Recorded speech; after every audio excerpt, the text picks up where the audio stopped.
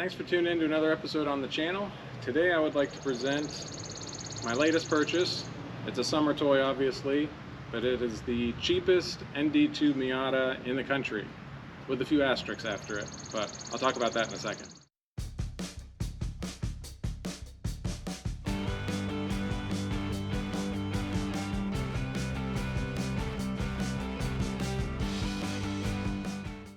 So what we have here is a 2019 ND2 Miata MX-5 with the BBS Recaro package.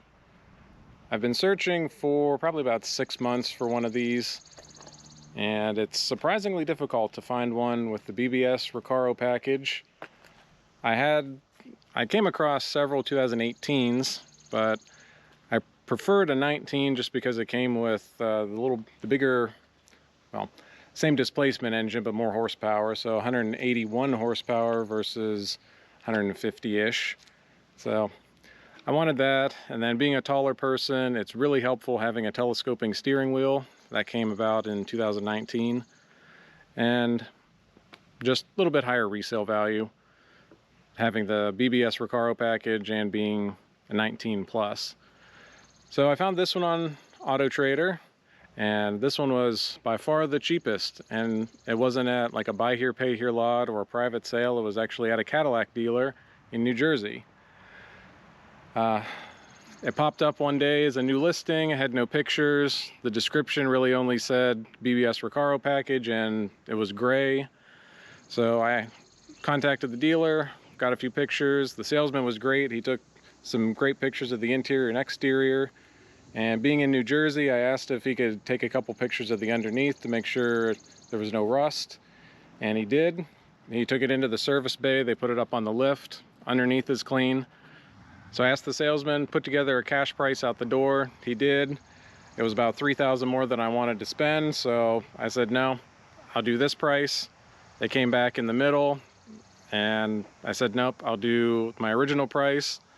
So they came back at in the middle of where they were, and he gave me a call, and I said, look, it's got an accident, a minor accident on the Carfax. We'll take a look at that in the garage later. It's got some curbing on the wheels, it's missing the cup holders, and it's a toy car, so I'm willing to spend this much, and that's it. So 10 minutes later he called me back. He said, all right, it's yours at the original price I offered. So a week later, I flew up to New Jersey. So flew from South Carolina to New Jersey, gave him the check, signed some papers, and immediately headed off on a 400-mile drive to Cleveland, Ohio. Stayed there for about a week, put another 500 miles on it there, and then drove it 650 miles and 10 hours back to South Carolina. But that's how I ended up with the car. So I guess we'll take a little more detailed look at it. All right, now on closer inspection, you can see starting in the front, somebody has caught a curb a time or two. So got a little bit of damage at the lower part of the valence, and it's cracked the paint and it's starting to bubble a little bit, but I can have that fixed, no problem. Same thing over here. And if we look down the side, there's just a couple very small door dings, nothing really to be concerned about. And then the wheels. This one doesn't have, actually that one doesn't have any curbing on it.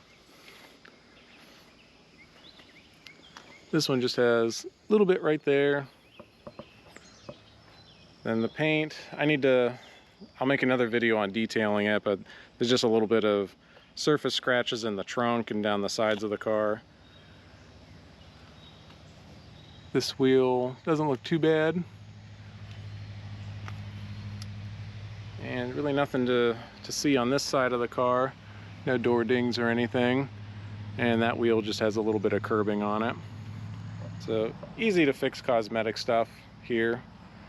And the hood, need to buff it out. It's got a scratch across it there and just some other light scratches, but that should all come out.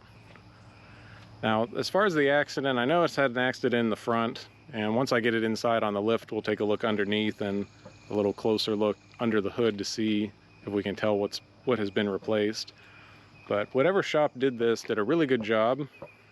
Mazda colors are a nightmare to try to match. And if you take a look at my past video repairing the Soul Red Mazda, that 2016 MX-5, it was a nightmare. My friend that did the painting, he had to do, I don't know, 8 or 9 spray out cards to get the match down, and it came out really nice, but it's just a nightmare to match. But this one, I haven't been able to see a paint difference anywhere. I know that from a paint line, when I'm sitting in the car, there's a little paint line on the underside of the hood, and on the back side of this fender, there's a small paint line. So I know they painted the hood and the fender at least, but once we get inside, I'll be able to see better what has actually been replaced versus repainted. But the gaps all look good. Everything's nice and even across the front, the side to side, the up down. The flushness all looks good. So whatever shop did this did a really good job putting it back together. So I'm really not concerned about the accident. Top's in nice shape. Just a little bit of shininess where it is rubbed.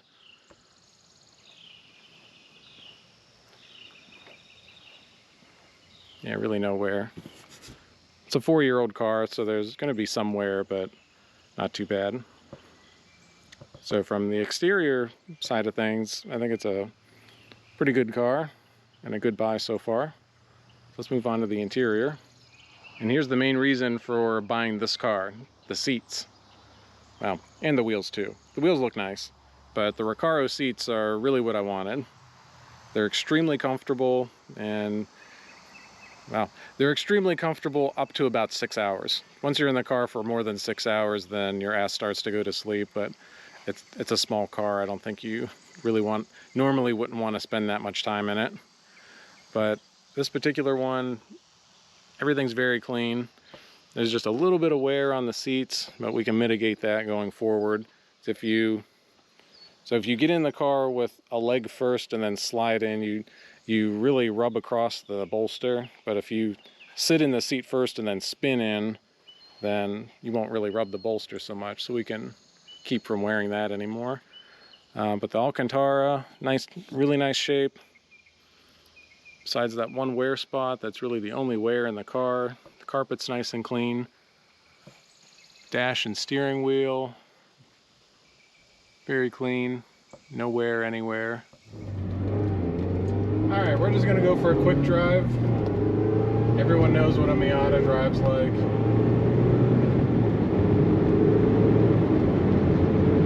And if you don't, then you can go check out one of 4,000 videos that are on YouTube.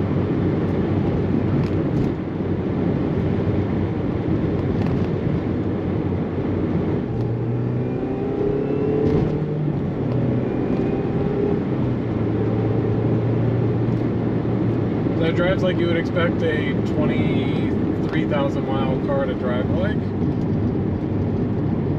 Very minimal squeaks or rattles. With the better suspension setup in the club, corners flat. The ride's firm but not overly harsh.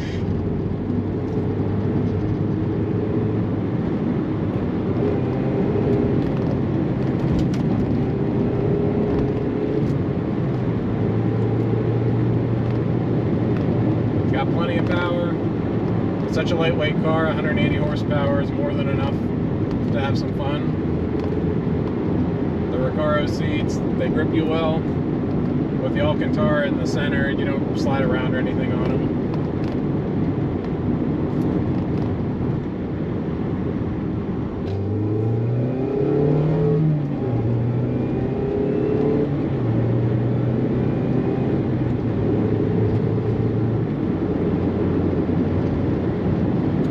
Short throw shifter is right where you need it to be. All the climate controls and everything are right, easy to grab. You don't have to really pick your hand up off of the console even. So it's very well thought out from that aspect. It's just a terrifically fun little car. The only real drivability issue I have with the car is if I'm wearing my Hoka shoes, they're pretty wide at the sole, and there isn't a lot of room in between the pedals, and I find myself hitting the brake and the clutch at the same time. But that's my problem. That's not the car's fault.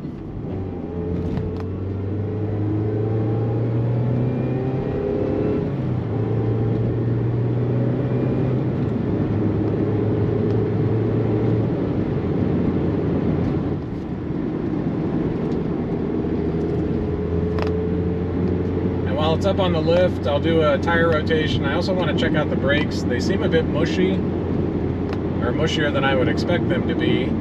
So we'll check it out, see if it needs pads or maybe a brake fluid flush. It stops smooth and the rotors aren't warped, but maybe it just needs, like I said, either pads or just a brake fluid flush. All right, got it in the shop. I've got the lift set. I've got the lug nuts all loosened. So we'll get it up in the air and I'll do tire rotation, oil change.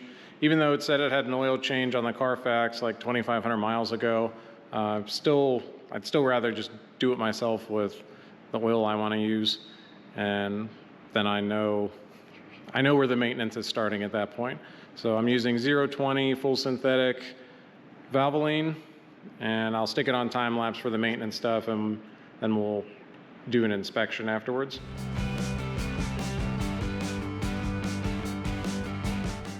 Let's pause for a second while the wheels are off. Take a look at the brakes. We still have plenty of pad on it. There's no real grooves or lip or anything on the rotor, so I think everything's fine here. It might just need to do a brake fluid flush, see if that kind of corrects the mushy pedal, or that may just be how it is. I don't recall my 2016 being like that with the standard brakes, but maybe I'm just not remembering it very well.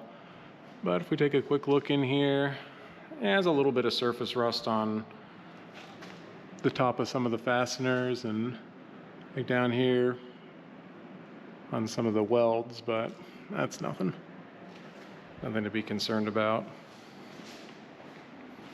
Let's take a look in the back. Same story back here, nothing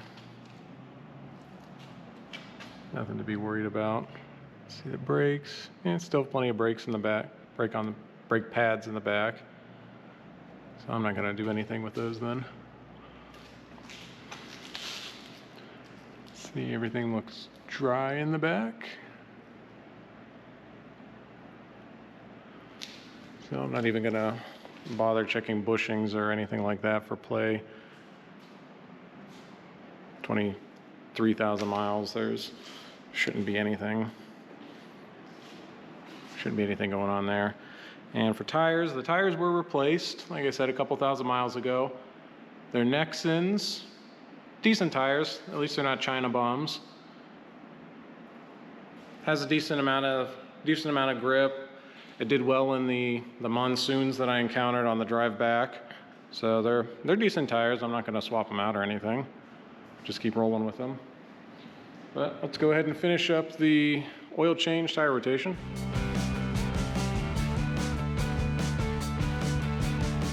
All right, oil change is done. These are super easy to do on these cars.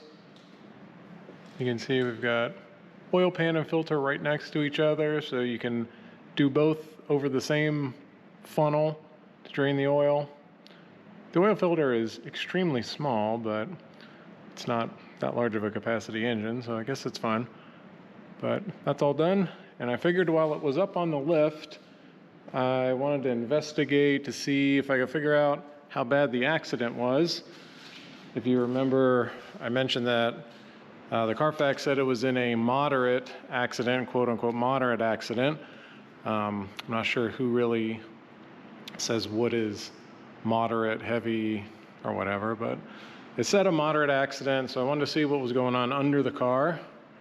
And if we look under here, if I can get some light in here, we can see immediately, I can tell that the